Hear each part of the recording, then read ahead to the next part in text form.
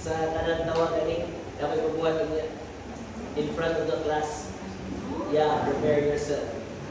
Okay? Oh. Ita, tawag lang mo. Okay? So, students, kanang what? Kanang before we begin, so tap yourselves with the shoulder. Nakasotol sa feeling ng shoulder. Kaya wala din mo ni-drop sa iwan. Yay! So, sa pito, hindi naman mga drop, kinanglan na mo ng mga reasons. Right? Kagami ang ni-drop sa inyo, kaya na-hotlock sa iwan ng quiz. Sa first quiz. Right? Ito yung sige na ako iso. Okay, so fun. Nana inyong hanglap na exam. Mas ikaw man ani, nana inyong lesson. Ongoing pan checking sa lek, ha? Okay? So I hope that your scores are favorable. So far, while nag-check, nana naka 40 kapin, so maayo na siguro ang exam. Pero like I said, dili pa na sukod ang pinakataas grado, but ang average ninyo tanan, ha? So, I hope na maayo ba? Okay? Kay P1 is actually the easy one. P2 is the most hard, P3 is in the middle. Okay? Kay diba sa fission, sa una katong nag-fission, nagbalik yung take fission, diba? P2 is the hardest, right? Diba? Right? P2 is the hardest because we have to learn about neurons, right? Okay? So, ayaw mong kalain, if karon, we will stop, we will do it kapahuman, but we will be focusing on a topic, balik-balik, again and again. Ano man? This is going to be a very hard topic, so I hope prepared na mo. Ready na yung mga drinks and yung mga covered things, right? So, let us begin, okay? So, congratulations on what you dropped, okay? You can always say to yourself now, for once in your life, you didn't act like a pussy, okay? Diba? Okay, so now let us talk about, but before we go to the neuron proper, let us first talk about active transport. Okay? So, isa may active din ng mga tao, like mga, so yung na-notice sa mga active na tao. Energy. Very good. Diba? Kung sa mayo pa, high energy, right? Yes, I don't expect this class to have high energy. We're happy to move on with some Wednesday. Right? So, kani, we're talking about active transport, but before that, let's recap sa atong topic before. So, we already talked about diffusion. In diffusion, what exactly moves during diffusion? It's the movement of solids, right? Think of it this way. Diffusion, Milo. Milo spreads around the water. It's not the water that spreads on Milo. It is Milo that spreads on the water. So, diffusion is the behavior of molecules, specifically the solute. Okay? Or after osmosis. What does osmosis do? Very simple. It is the movement of solvent. And in your body, you only have one universal solvent, and that is water. Water yun na, ha? So, the movement of solvent is called the osmosis. Diffusion follows the concentration gradient. How about for osmosis? Follows the osmotic gradient based on the osmolarity of the solution. Huh? Did you follow? Follow ba na? The cheat day, sugarless na iced tea. Oh, look, you don't choke sugar. No, sugarless lagi, promise. That's what they said to me, but anyway. Guys, kinahanglan na nyo guys. It's my third lecture this week. Then, humana ko sa doon lecture na swine from 9 to 1. So, Yeah, wala na late sa kuming pakaway ng kaniyot, di ba? Kasuway mo siguro mo na, ha? Okay, so, active transport. So, it's called active transport because it uses energy. But, I do not want you to use that word. Don't, it uses energy. There's so many energy in the world, like radiation, etc. You have your energy of the kinetic molecules, that's still energy. Your temperature is energy. So, when you say active transport, it uses one type of energy, and that is your metabolic energy or your cellular energy. Na? Kaya namin ito sa exam, no? Na? Kinetic energy. So, passive transport relies on kinetic energy of the solution, while active transport requires metabolic or cellular energy of the cell. Okay, did you follow? Some molecules and ions can move across the cell membrane against its concentration or electrical gradient. Okay? So normally, students, for diffusion and osmosis, it follows a certain gradient. Right? But when we're talking about active transport, since it utilizes energy, it allows the movement of fluids or electrolytes regardless of their gradient. Meaning, though normally it travels from an area of high concentration to lower, if we're talking about secondary transport or active transport, it can go from an area of low concentration going back to high concentration. Whatever the body needs, a transport na niya. Did you follow? Very good. Okay. So, the term are used here means that the particles are moving in a direction opposite to that of diffusion. This movement across the cell membrane consumes energy produced by the cell and is called active transport. But, let us first define what are the proteins that are used for active transport. First off, you have to use you need to use a channel, a specific type of channel. And secondly, you also need to use that specific type of enzyme. Okay, so channel, we all know that specific types of proteins allow specific substances to enter the body, giving the cell membrane its selective permeability. But now, let's go back to enzymes. Are there enzymes that you know of that are present in active transport? Yes. That enzyme is specifically your ATPase. So, na ATPase to, kanang pilit to? ATPase man. So, ATPase is, what comes into your mind if you hear the word ATPase? Guys, ATPase, once you hear the word ACE, SE or ASE, that means that is an enzyme, a specific enzyme that targets a specific part of the animal's body. Okay? So, example, ATPase, it uses an enzyme. Right? An enzyme that targets a specific part of the animal's body or targets specific molecules. For this case, ATPase targets the ATP molecules. Why? This type of transport requires energy. And in order to unlock the energy of the cell, you need to have an ATP molecule and combine it with an ATPase enzyme. Once that happens, students, the product would be ADP, or your adenosine diphosphate, plus your energy. So all the ATP in the world is useless without that enzyme. Specifically your ATPase enzyme. So, you need that to unlock the energy. And without energy, there's no such thing as active transport. Okay? Did you follow? Follow mo? Follow ra? Follow?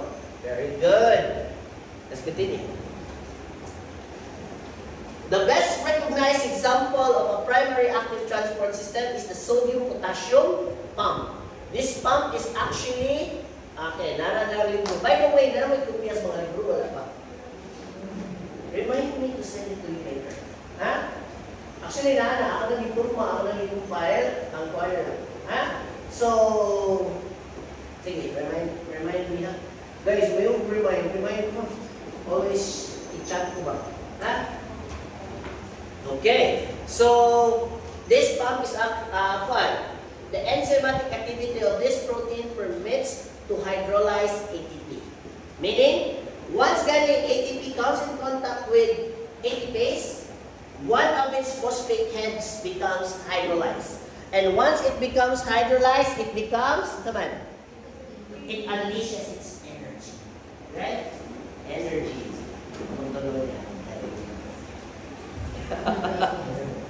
Okay. It's a short kuan lang. Nalang pa-demonstrate sa inyo about certain parts of the, not certain parts, certain functions of the body. Yeah? Okay. So, a poorly understood mechanism, the gain of energy causes the proteins to change shape. What's that? In active transport, the presence of cellular energy allows the change of shape of the protein molecule. Okay? Did you follow? What does the energy do in active transport? It changes the protein's shape. Sounds familiar? It also sounds like how passive carrier or passive secondary diffusion happens. Because in passive carrier diffusion, the protein also changes its shape. Okay? It changes its shape in such a way that, in passive, it changes its shape without the need for energy. Active, on the other hand, requires energy. Lots of energy. Okay. So, there is an ion. Ions are released and the protein returns to its original shape. These movements are summarized in figure nana sa black na libro. Ha? Sa libro na black. Okay? If you want to learn more about it, nasa black na libro. Okay? But ako explain na. Don't worry. Pero mabasa ka mo libro, ha? That doesn't mean the lecture ni Doc Phil, dapat mabasa ka mo libro. Okay? Mabasa ka mo libro? Well, really? Why not? Okay, I will provide you the books. Okay? So, these movements are summarized. ATPase is a component of a membrane of all cells and is always arranged in the membrane so that sodium moves out and potassium moves in. Or in other words, sa ato pa mga senior, magpiso na sila. Ha? Piso. Right? Piso ba? Diba? Mamaligyan isda. Wapo! Dali, wapo! Piso. So if you ever feel bad about yourself, at those mercado, everyone calls you guapo. Right? Balit sa akong buwan, tulingan kay piso ra. Okay? Piso, potassium in, sodium out. That is why, students, potassium is the chief intracellular ion, while sodium is the chief extracellular ion. Okay, so meaning, kung sa ilagay sa gawa sa cell, that would be sodium. Inside the cell, the more abundant is potassium. Okay. So guys, take note of that piso, ha? Later on, 50 slides from now, the concept of piso will come back. Okay? Potassium in, sodium. Very good, Mr. Dumpin, ha? The continuous operation of this transport system is a major factor in keeping intracellular concentrations of sodium relatively low inside the cell, but relatively high outside of it. Okay? So later on, you would know that the concentration of potassium and sodium is very important in maintaining homeostasis of nerve cells. You know what nerve cells are, right? Mga neurons. It's very important that sodium is abundant outside and potassium is abundant inside and vice versa. Okay? Did you follow? Okay pa ta? Okay pa ta? Very good, outstanding. Okay? So next is secondary active transport. Okay? So students, first we only talk about active transport. Now, we're going to talk about secondary active transport. But I will explain it through a specific drawing. Okay? Di lagi may drawing silang Phil. Okay, I understand. Okay? But this is just a simple drawing that will help you understand the secondary active transport. Diba? So normally students, if it's just going to be a structure in the cell membrane that allows the movement of, let's just say, ions, from this part here, it changes its shape.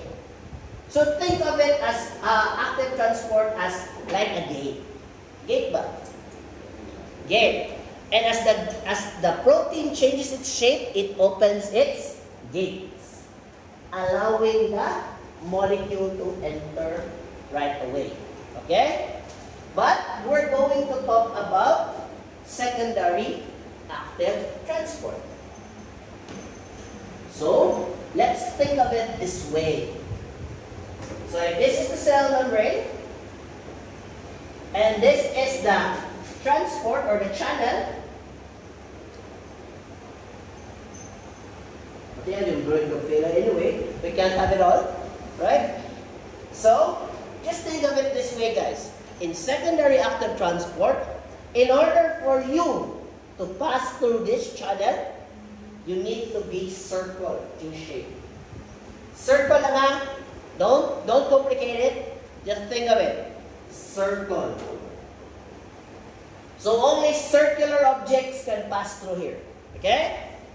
And outside of that active transport is your carrier. The carrier protein.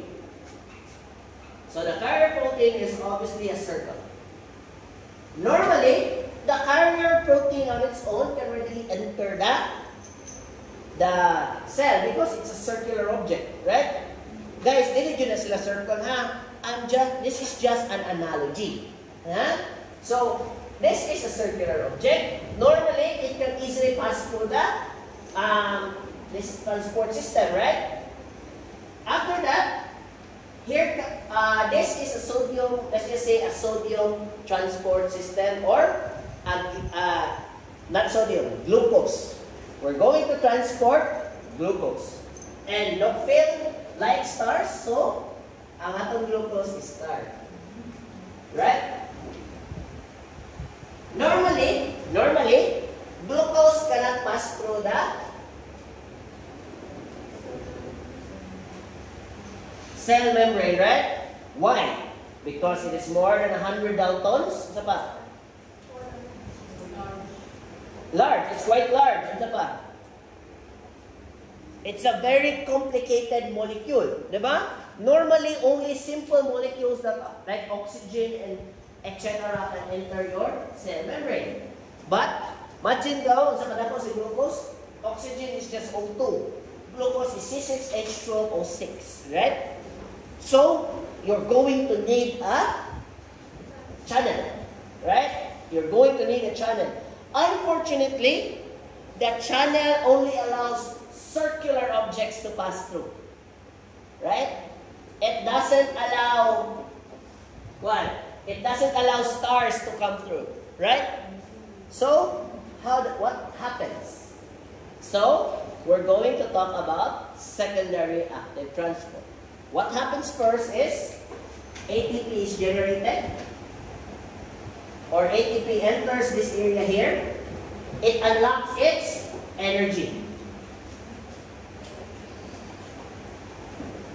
The energy then activates the carrier system. Okay?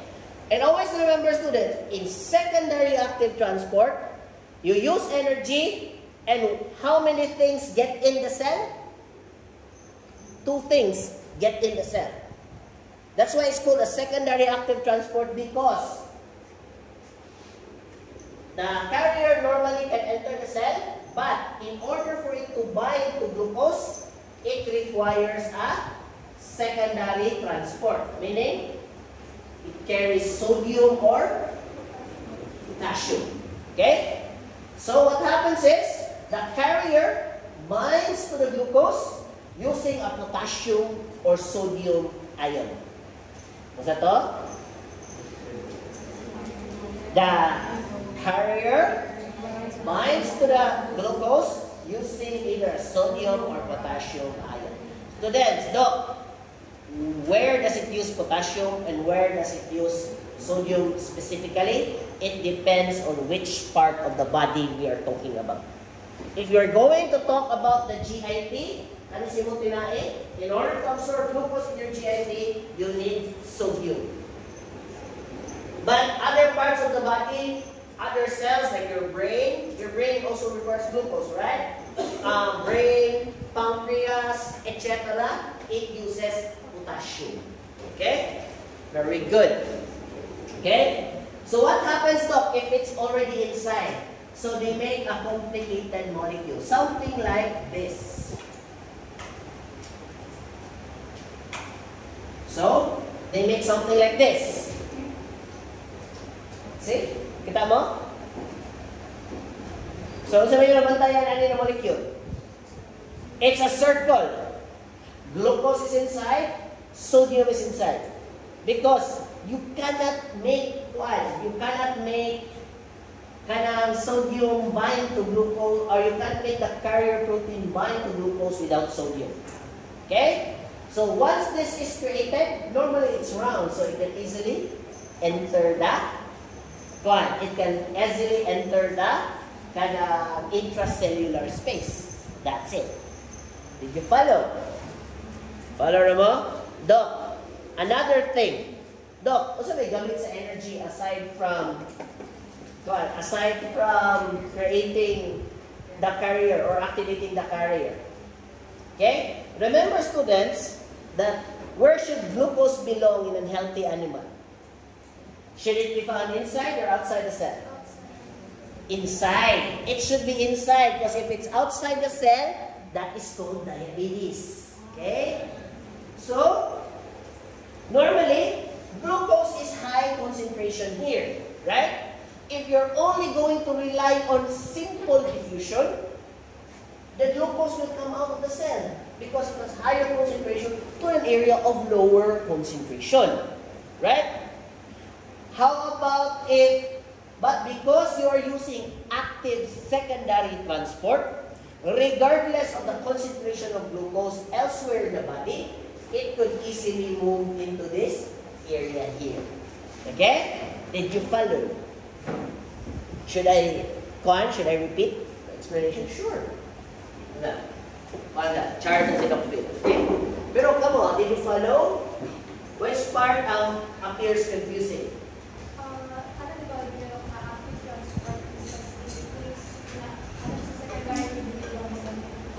Yeah, pero it still unlocks the energy. Okay? Because in active transport, Manggod, it doesn't use ATP because it's still not understood how the ATP powers the carrier. They are far away. Remember, in active transport, they are found on the surface of the cell membrane, where your ATP is found inside the cell.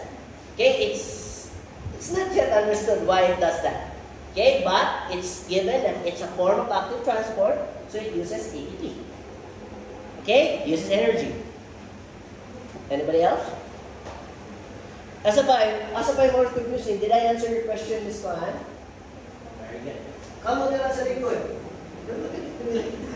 Musta man? Okay ba ta? Musta man? Lain kayo na, matanda ko rin naman. Musta man? Okay na? Laban? Ikaw, Mr. Kwan. Sige na, guys, hindi mo mahuwadok, hindi mo masabot din, of course. Sakto may magbayad, sakto dapat mag-explanation. Sige na, asa man? Don't be shy. Guys, how will I know if I'm going too fast if you hold on a question, right? Yeah, GIT na siya. Ay sodium ang gamit. Yeah. But guys, I'm not going to ask you sodium, potassium. That's irrelevant naman. Basta, you know that in order for carrier transport to happen, you need to bind an ion. And I'm just using sodium, potassium. In some books, they even uses magnesium for carbohydrate synthesis, and it also uses calcium. Certain cells of the body also use calcium as the ion. But that's irrelevant which atom gamiton. Okay? Although, kung i-explain sa inyo maayo if you know. But what's important is you know that the ion is very important. Importante kaning ions there. Okay? Did you follow? Kamu dira sa likod, tuhog mo sa o.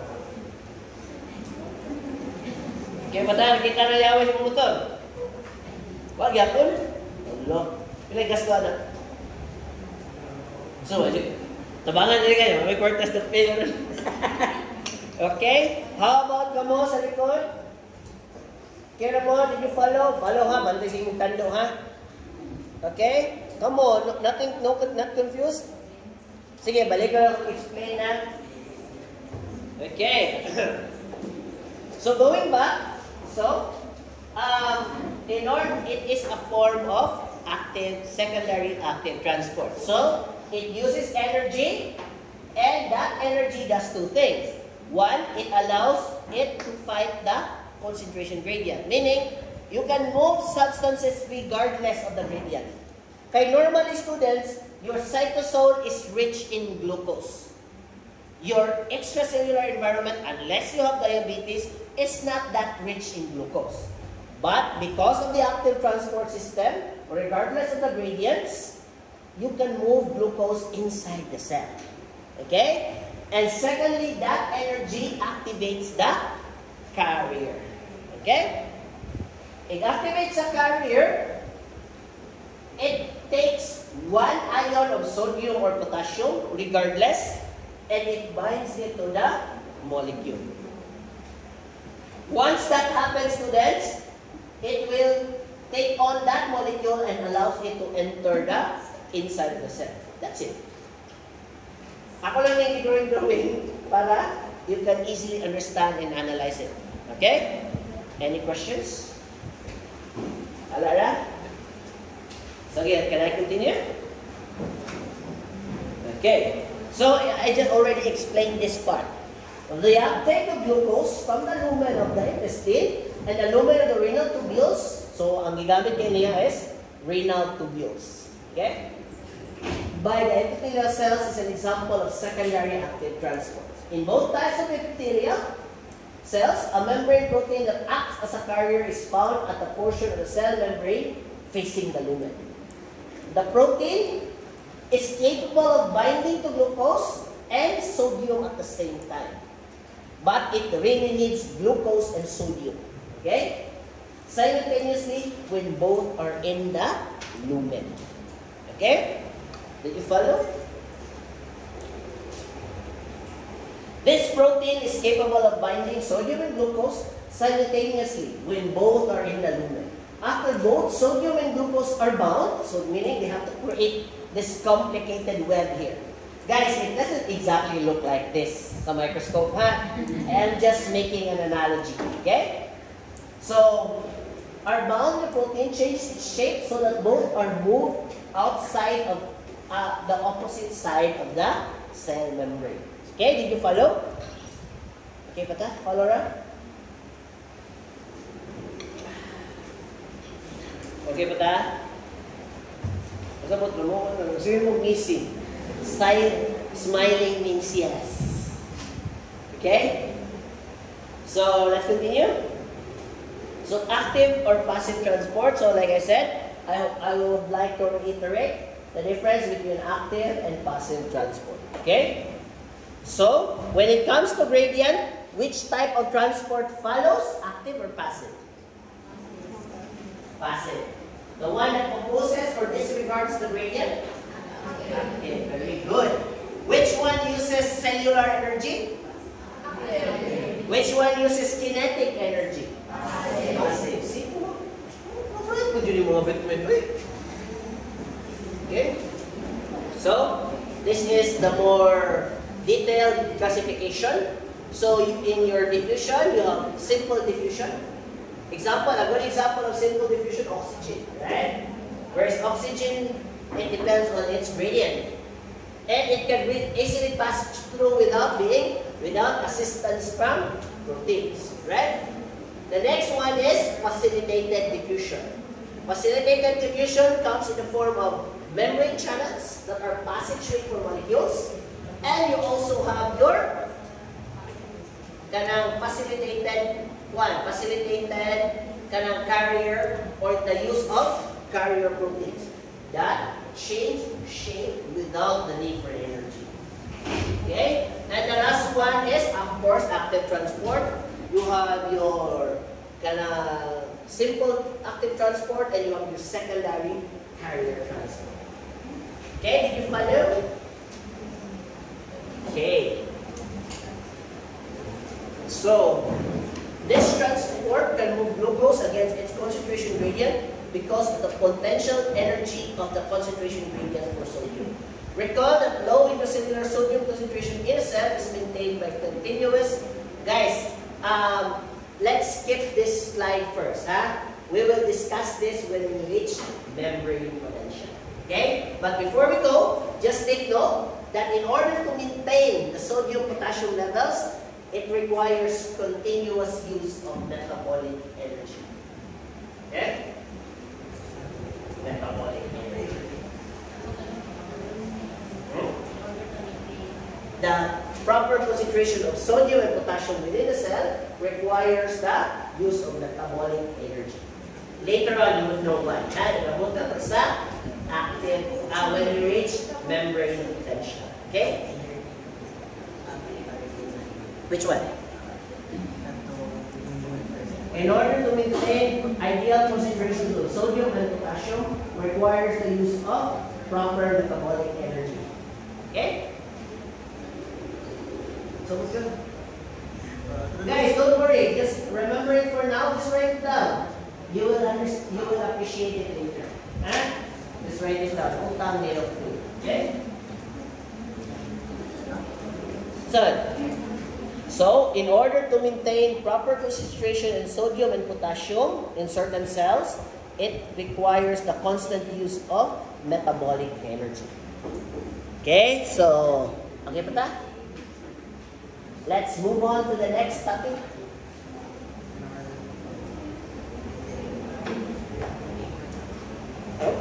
Naghanan ako i-call karon, i-discuss karon.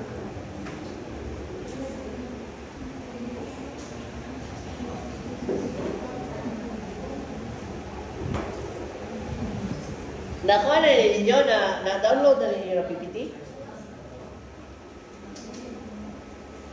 Oh, by the way, wako na tayo klase next meeting. Kaya Charter Day. So, kung saan man nila to, kana online ka or kano saan man na free? Ha? Kano saan? Sorry? Or I could give you a photocopy, or photocopy naman, I could give you the, I can give you, kung saan man yung gusto, special class sa Bandung? Online? Hindi mo kayo kumakuha sa online. Ay, it's prone to one. How about recording or masipin mo kayo klase? Recording na lang ha. Bawa mo sa recording sa may maayaw na record. Si Justin na class, minus na mo record. So, kaya ninyo ba? I'm still open for consultation during that time. Magunsa din mo Justin na. Inyo na nyo may klase na all day?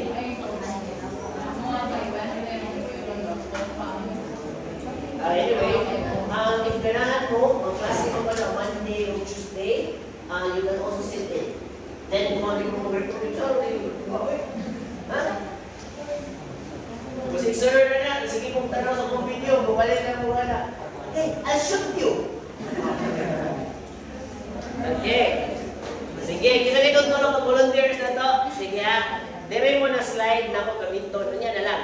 Kanina topic ha. Ay mo ka-go guys. Promise. It's not gonna harm you. Medyo malagay mo. A little bit insecure. Okay? But it's a sacrifice I am willing to take. Okay?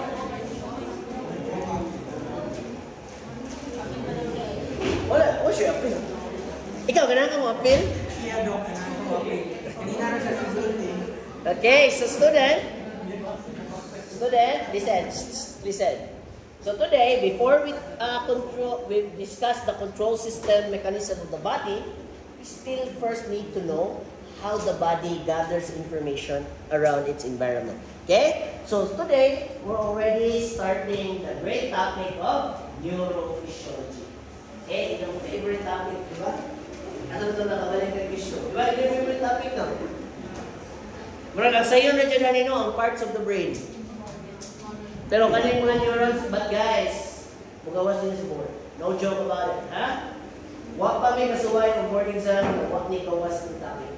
Okay? Negative feedback, positive feedback, balik-balik yun ang gawas. Okay? That is why I need to, the word is hammer this information inside your heads. Okay?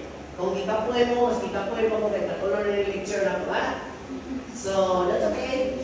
Huwag na ito ba, ha? So, I need to hammer. So, at least ayong paghahipulo, hammer. Ha? Gahing ano, kay Nike Calvarium, char. Sana all. Okay? So, sensory system. So, let's first talk about sensory system. Okay?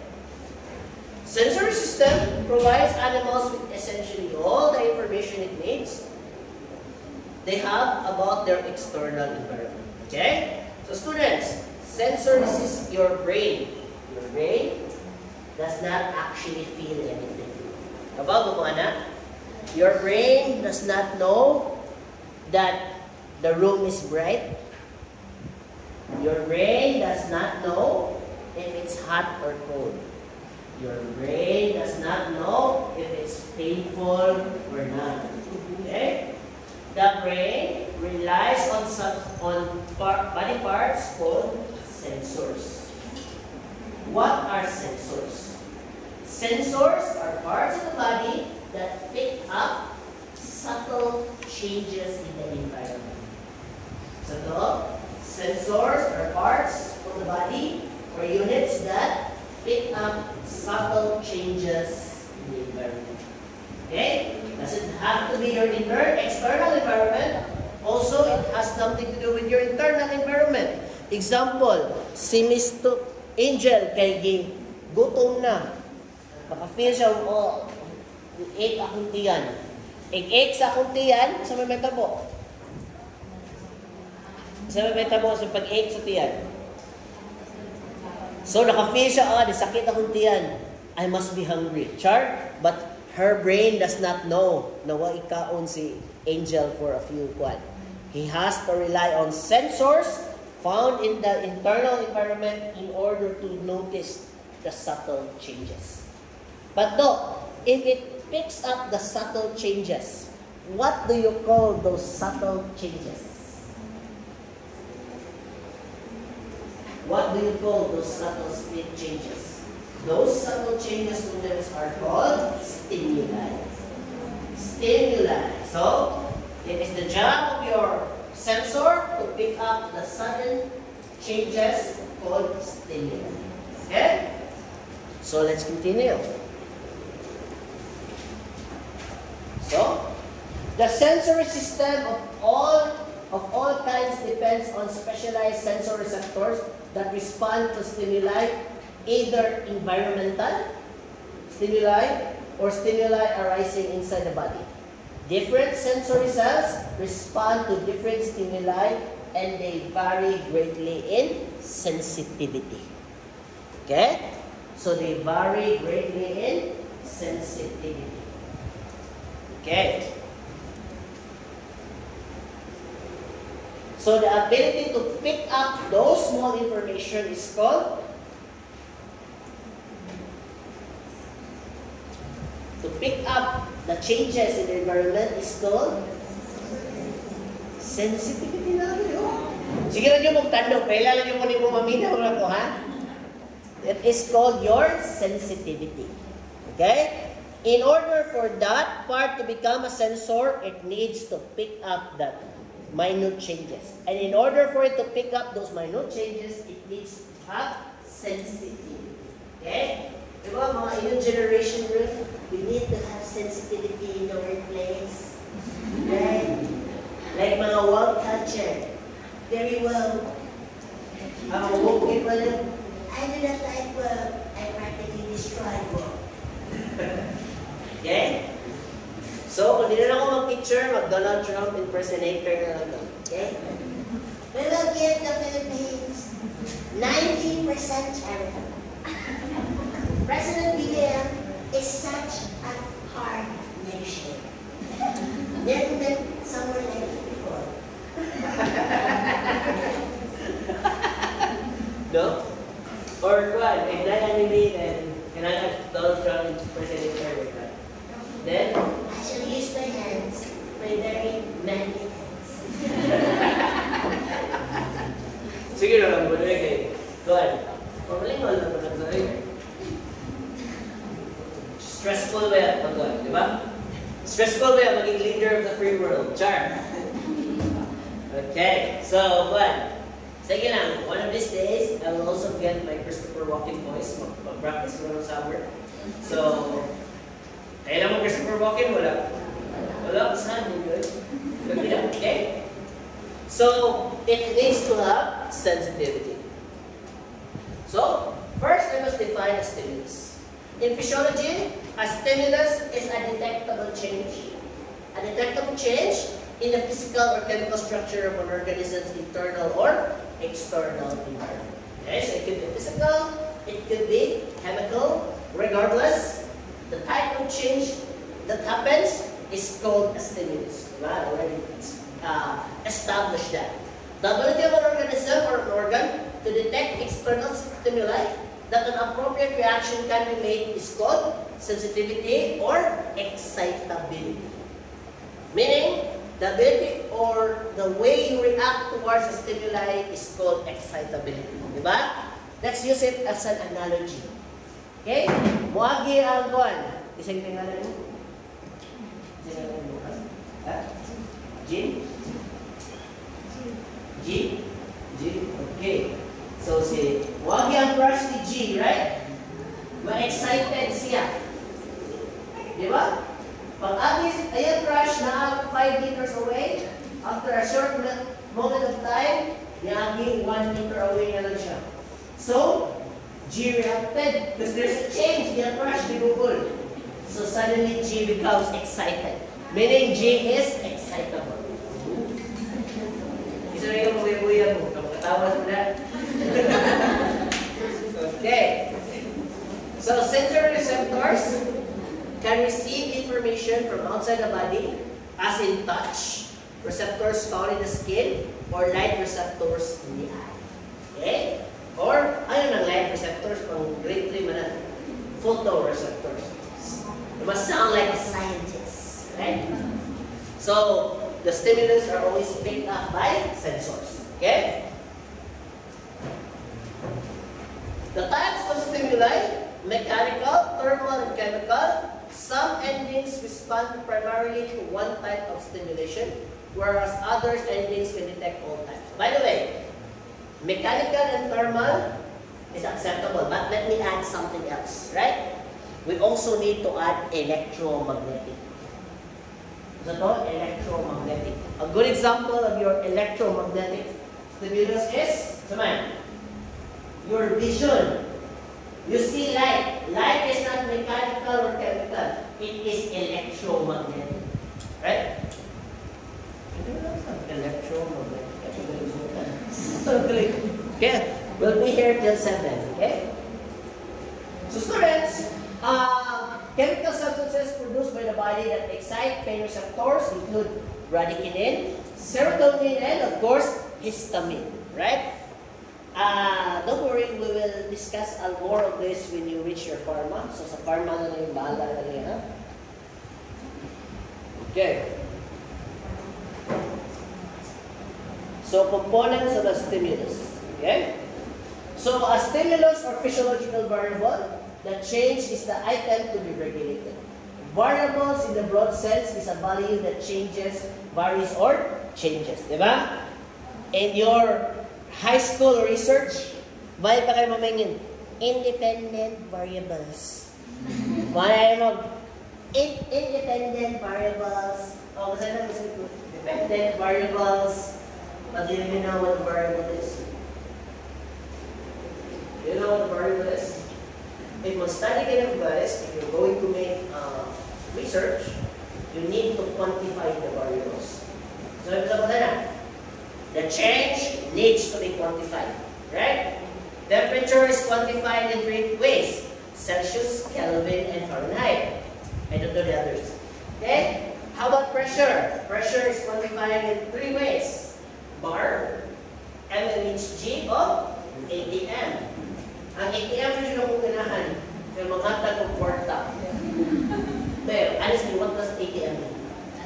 Atmospheric pressure. Okay?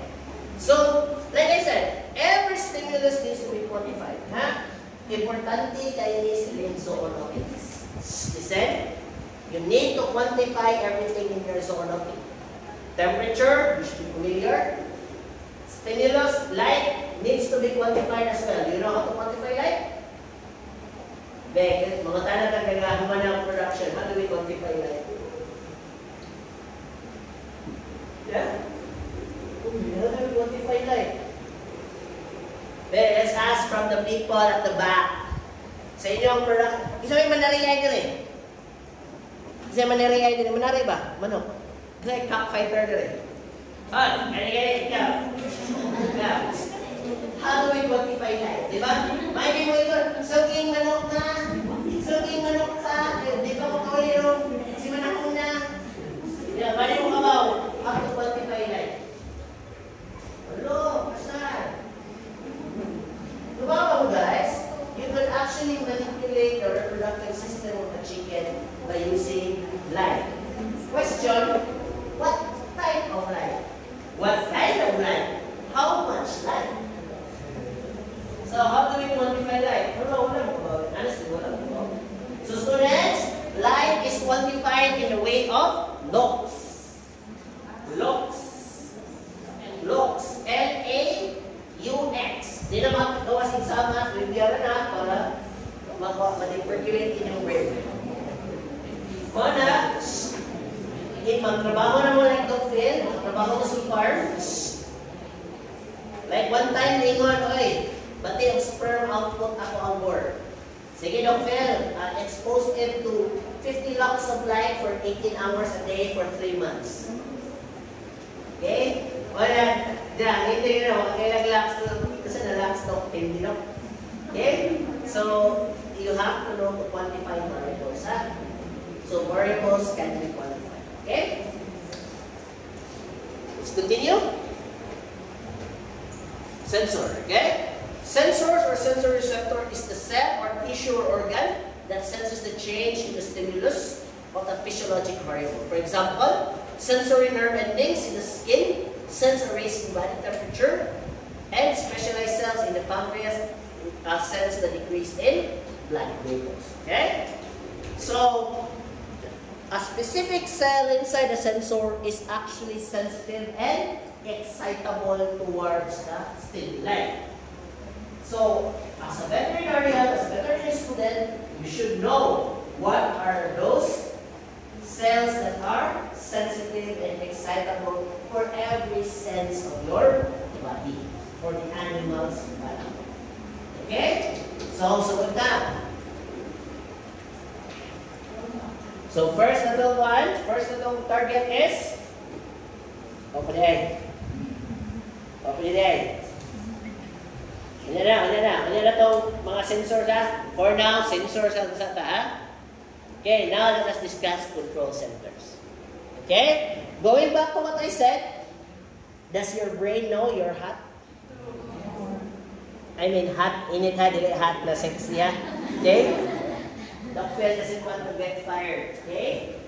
For innuendo. Okay? Does your brain know that one? How well light this room is? No. But your brain does a very important function. He makes calls on the choices.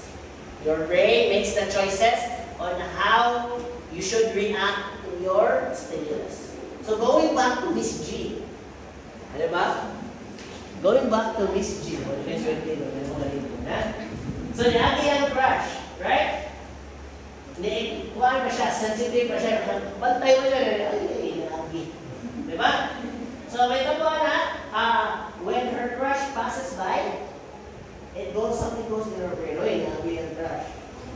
How should I react? Magpalayo ko? Ayaw, wala mo crush, maigo mo ting kung maligo. Diba? Or, sa may lang reaction ni Kwan, wala siya. Like, wala nag-care. Saan ni Kwan? Nonchalant. Right?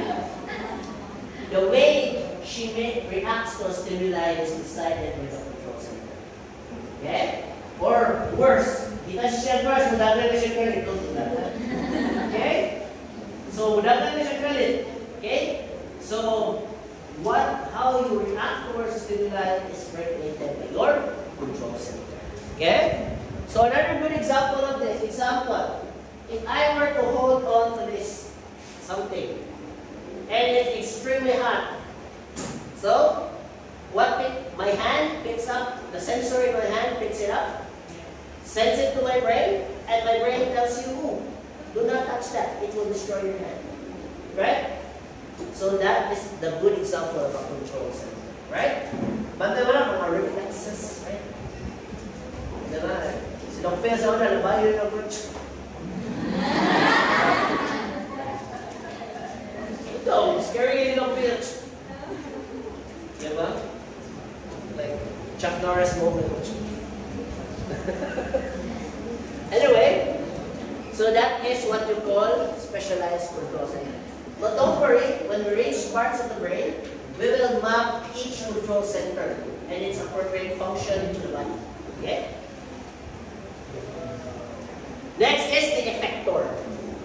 Right? The effector. So the effector is the cell or tissue or organ that responds to signals from the control center. So meaning, what the control center wants to happen, he sends signals to the appropriate effector. Going back to Miss G, mawag si St. Crush, gano'n siya udagan. So, her brain sends signals to the legs, so that Miss G would run like hell.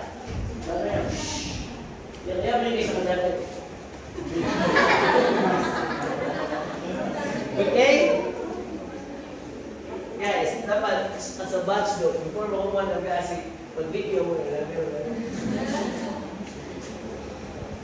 Okay, so this is the stimulus, sensor, control center, and effector. Okay? Did you follow? Okay. The basic function of a sensory receptor cell is to convert stimulus energy into an electrical signal. Okay? Question, how does the sensor relay information from the sensor towards the control center? It creates an electrical signal. Okay? That electrical signal is called,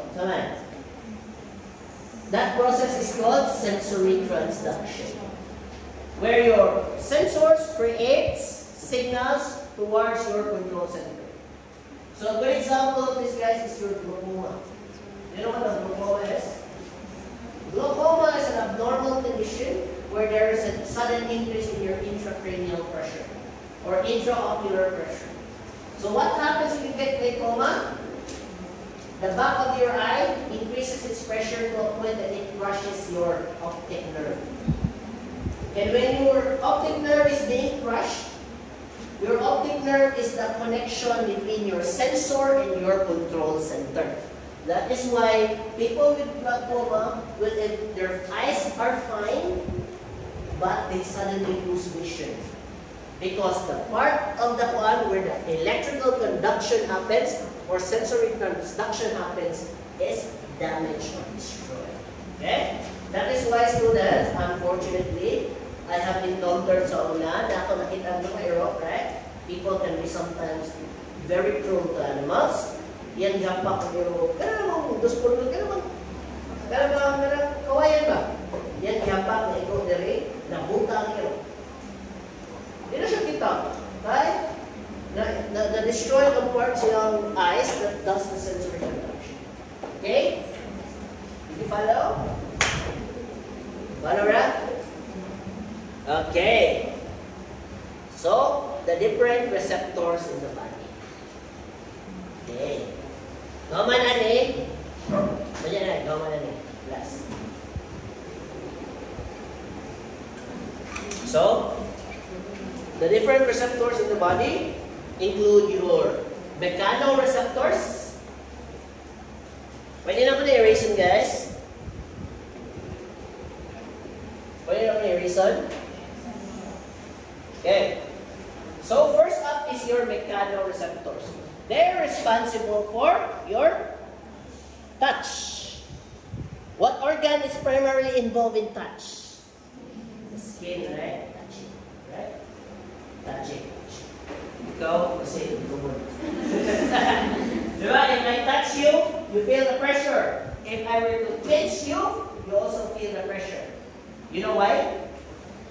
Okay. What are we talking about? We're talking about your skin, right? Your skin. We're talking about your skin. So your skin has three common types of sensors. The one responsible for pressure is your Meissner's. Your Meissner's corpuscle. Meissner's. Yeah, look it up. Module yung spelling. Meissner's corpuscle. Okay? What is it responsible for? Touch. Meissner's. Okay. Hook your synchrate.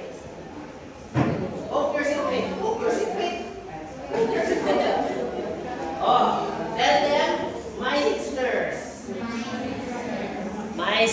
Very good. Okay? Next, look to your other side. Pinch your seatmate. And tell them, Pasinian. Yes.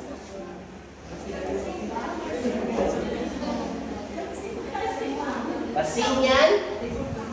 Okay, guys, double check na lang spelling bee. Pasinian corpuscle. Guys, double check na lang spelling. Yes, I'm not perfect. Okay?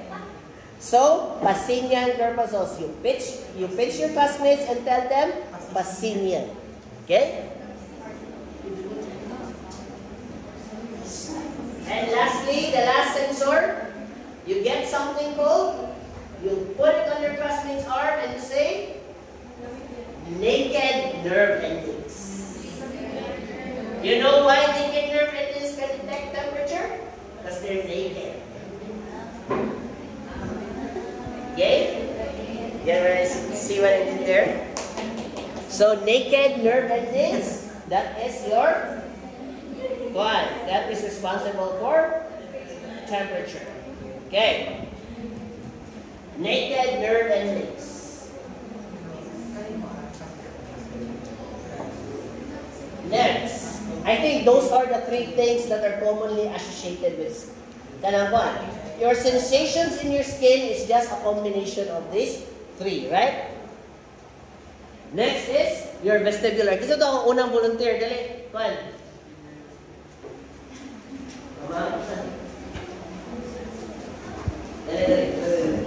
So we're going to talk about the vestibular. Kuan.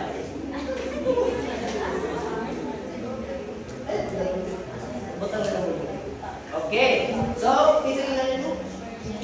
Marian, look at me. Close your eyes.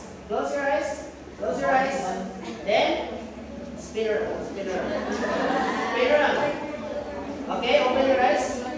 Try to walk towards your seat. See? Bantay mo, action shot kalipo. Okay?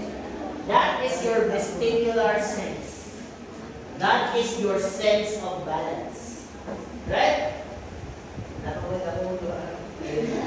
Okay. Vestibular sense is your sense of balance. Okay?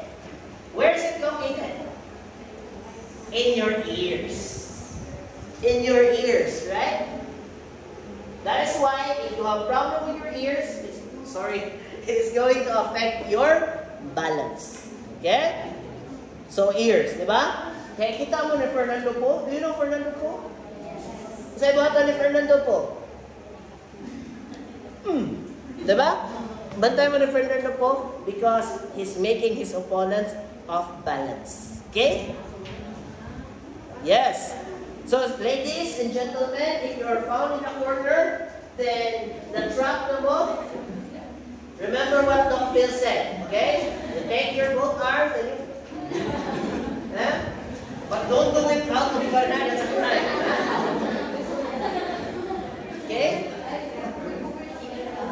And students, the more curved the hand is, the better.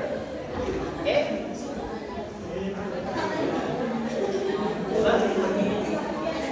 Yes, self-defense, huh? Yes. Safety is paramount. Diba? They can't kill you if they can't catch you, right? So, that is an example of your vestibular sense. Okay? The sense of balance. Okay? Students, your sense of balance is a form of mechanical stimuli because it has something to do with specific parts of your ear, specifically the organ of Corti. The organ of Corti. The organ of Corti, huh? Corti.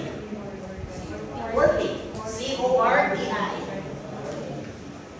So the organ of Corti is the window that allows you to sense balance. It actually detects the position of your head. That is why if you do this and spin around, you will feel confused because your organ of Corti will detect that you're upside down and you're spinning around. Okay? Any questions? Next is osmoreceptors. Osmoreceptors. Osmoreceptors are specific receptors inside your body that are specific, that detects the changes in tonicity of your bodily fluids. So what is an example of an osmoreceptor? Example, ikaw, gingalan mo? MG? MG. G. So si MG, kay na-stress na siya sa ilahan. So tayo, kasi naka-stress siya sa video. Na-stress siya sa tissue. So, ikaw siya gagang piatos. Okay? Piatos, unfortunately, is rich in salt. Okay? So, his body becomes hypertonic. Okay? Dagang salt in your body. So, it sends signals to your brain that your osmoreceptors send signals to your brain to tell you, my God, he's been eating piatos. We're already hypertonic. So, your brain will send effectors into your body and tells you that you need to drink water. Lots of water. Right? Wala, nahugab piatos.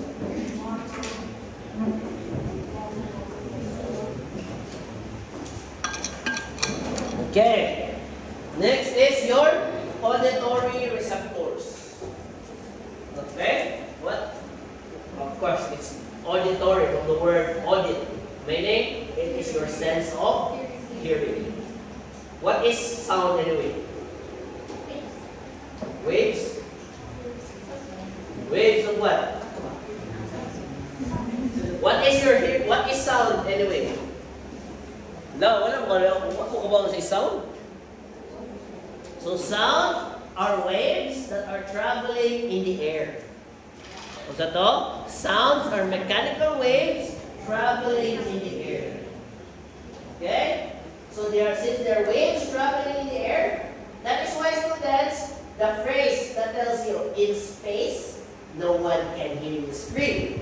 Because sound does not travel in space because space is a vacuum. There is no waves in space.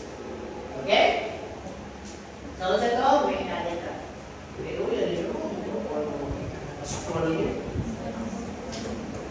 Next, thermoreceptors are responsible for heating and cooling. So, if you feel hot, or you only think you're hot, thermoreceptors, okay? Then, next is you have your electroreceptors. Guys, unfortunately, you do not have your own electroreceptors. It is only unique to certain animals like shark. Shark. Diba? If you have thunder, everyone knows this song. Shark, shark, shark, shark, shark, shark, baby shark. Diba? So, if you're a shark, guys, a shark can actually detect the electrical impulses from your muscles. Regardless of what color of your socks you're wearing, you cannot mask your electrical impulses. So it's unique to sharks. Okay? Next. Next is you have your some taste receptors. So we're going to talk about chemical receptors now. So what are some chemicals receptors that you know of? Chemical receptors include your salty and sour, and zaman, sweet, bitter, and umami. Okay? Ang bitter to, mga nabibiyaan, awan na dibati. Right? Natawa mo kasi no, makarelate ka. Okay, so, students, the stimulation of taste in your body is actually caused by chemoreceptors in your what part of the body? Tongue. Very good. Or your lingual papillae. Diba? On your tongue, there are lingual papillae. Guys, I talk like that para dito mag-isip ng spelling. Diba? Ito yung papillae. Why lang yung tongue? Okay. So, salty can detect salt or ions or minerals. Sour can detect acidic taste. Sweet can detect carbohydrates, and bitter can detect basic or hydroxy taste. Okay? So, go on. And by the way, umami, who knows what is umami? Huh? Oh, sa laing section pa, umami to. It is the king of flavor. Ayaw. Diba? Make sure to add your MSG. You're crazy or something. Diba? Carbohydrates. Okay? So students, your umami is actually the fifth sense of taste. And it is the taste of proteinaceous substances. Proteinaceous lang. Diba? And it's also very common in fermented foods. Example, in my hometown of England, char. That's why everybody loves cheese, yogurt, right? Even though they're rotting things. And kimchi, yes. Ganyan ako mo how kimchi was invented. Oh, that's a great story. Okay? I'll tell you later after this slide. Okay? Remind me to tell you how kimchi was invented, okay? And you'll never eat kimchi the same way again. Okay? So, umami guys is common in fermented what? It gives you the proteinaceous taste. It is common in MSG. It's also the one responsible in soy sauce. You know soy sauce is fermented, right? And sa palain, your ginamos, right?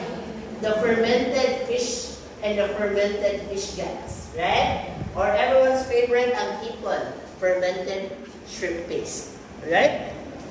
Because it gives you its umami taste. That is why it is what?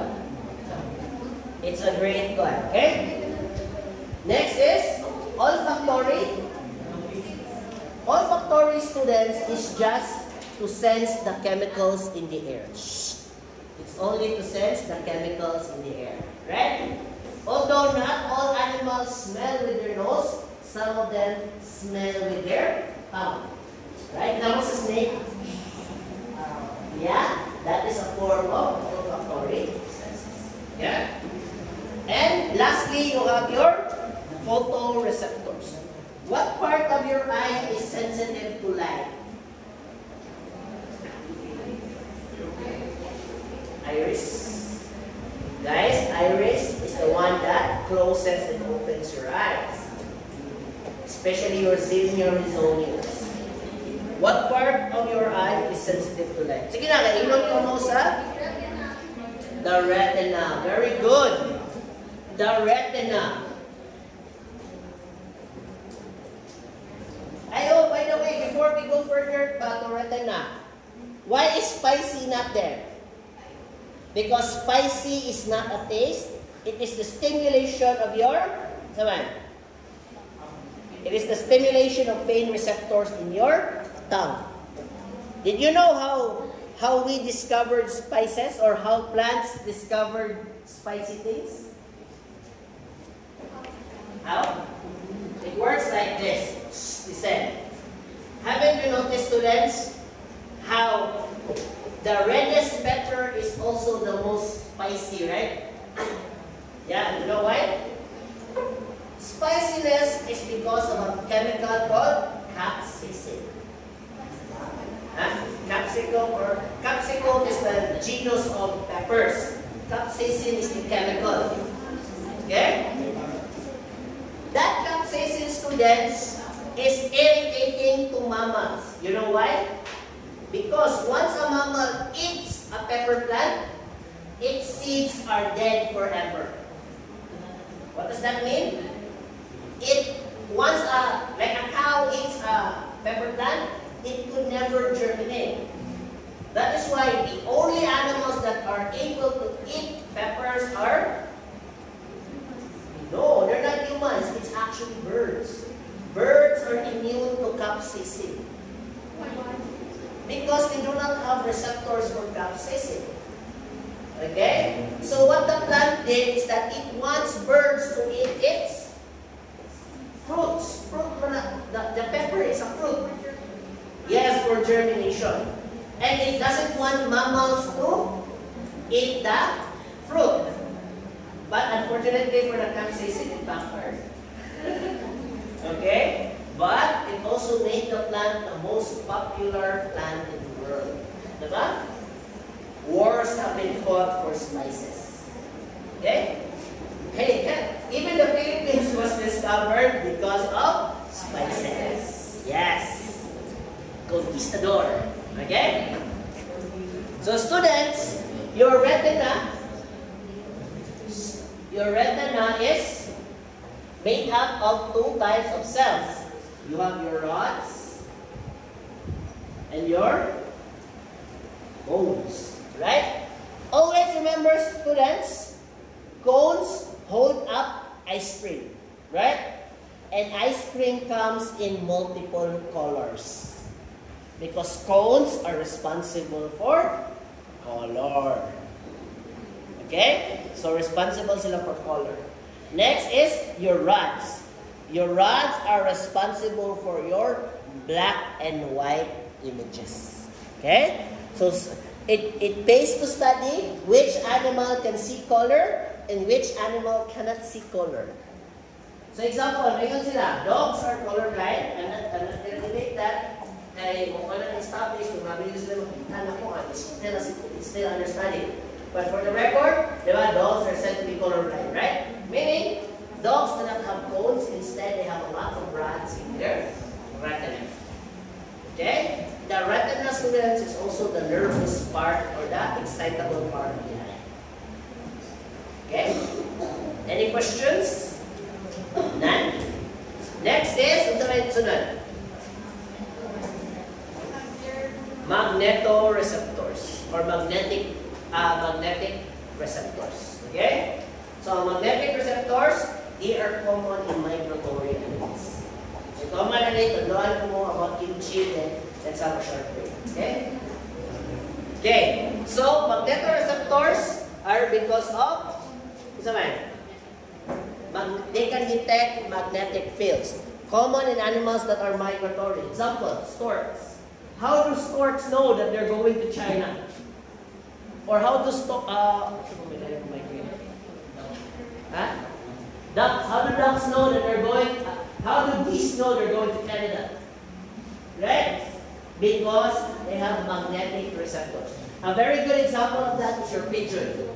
Your pigeon is able to remember the magnetic field on a certain place because of their magnetoreceptors. Okay?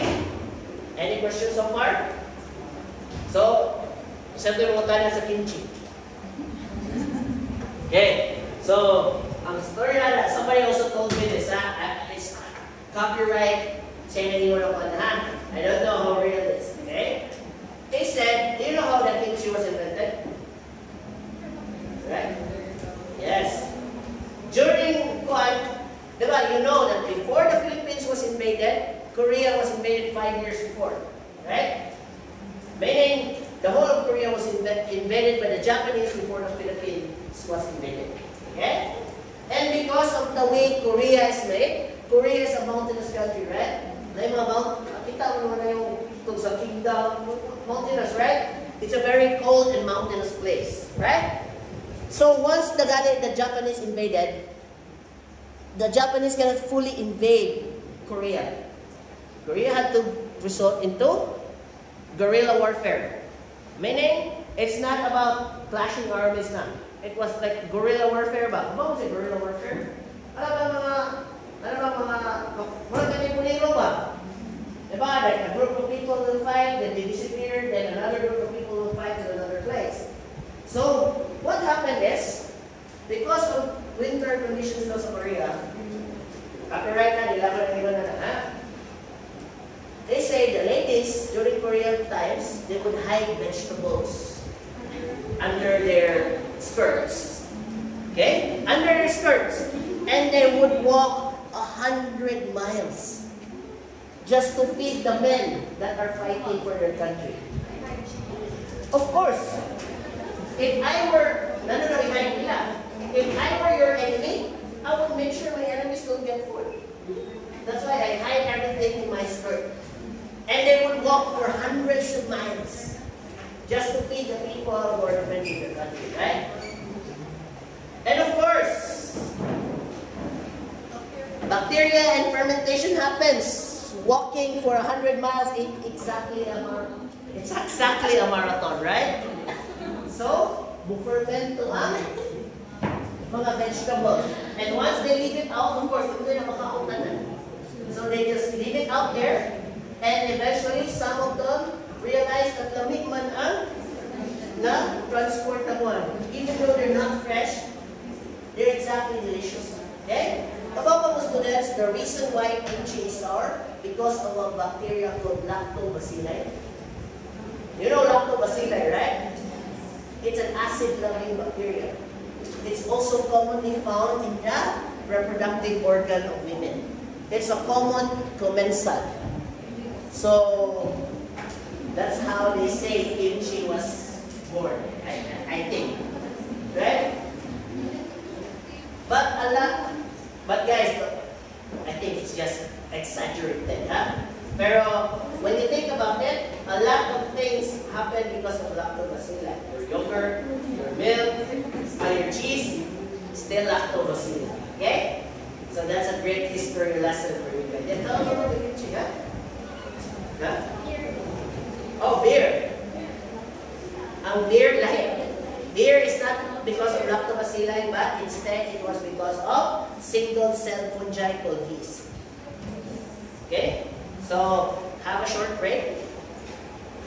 We're done. We'll break